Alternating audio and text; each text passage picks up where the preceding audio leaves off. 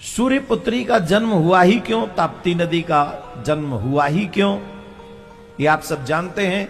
सूर्य का काम है प्रकाश देना, तपना।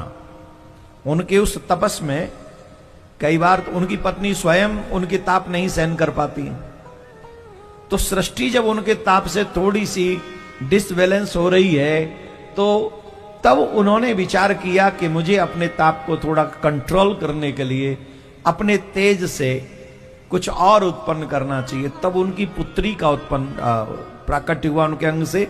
उस पुत्री का नाम ही है ताप्ती, जो यहां पर आप ही के नगर में, ये नगर साधारण नहीं है, महाभारत में इस नगर का नाम है आपके का। ये पुरातन नगर है, पौराणिक नगर है आपका।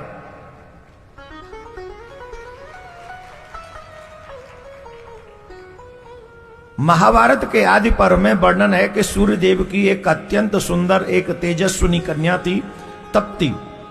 तीनों लोकों में उसके समान रूपवती कोई नहीं थी, कोई भी नहीं थी। ताप्ती नदी, ताप्ती के अर्थात ताप देने वाली या तेजस्विनी से बना है, इसी से वो ताप्ती नदी है। और अपने प्रकाश को, तेज को बैलेंस करने के लिए ही उन्होंने अपनी पुत्री का प्राकट्य किया। और वो जो ताप्ती हैं, आज वहीं से शोभायात्रा निकल के आई, उद्गम स्थान से ही, यहां सरोवर के रूप में है और यहीं से जाती हैं। जैसे मां नर्मदा बहती हैं दिशा में, ये जैसे नदियां बहती हैं उस दिशा में नहीं बहती हैं, ये भी उलट दिशा में जाती हैं। तो बहुत सुंदर आज हमारा परम सौभाग्य है कि इस ताप्ती नदी के तट पे वहीं से आज शोभायात्रा भी निकली। और हम लोगों के उस कार्य भाग्य का वर्णन तो अब स्वयं देवी देवता भी देख रहे होंगे। कल तक ठाकुर जी ने हमें सोमनाथ में रखा, सोमनाथ से सीधे आपके यहां आ गए, तो दो चार कण तो वहां से हमारे संग आए ही होंगे।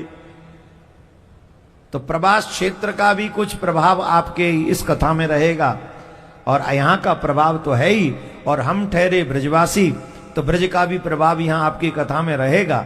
इसका मतलब है इस कथा में त्रिवेणी संगम होता रहेगा।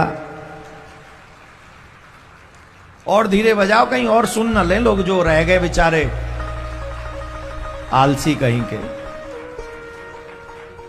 देखो, कथा में आलस्य नहीं करना चाहिए, कथा में उतना ही एक्टिव रहना चाहिए जितनी एक्टिव होकर आप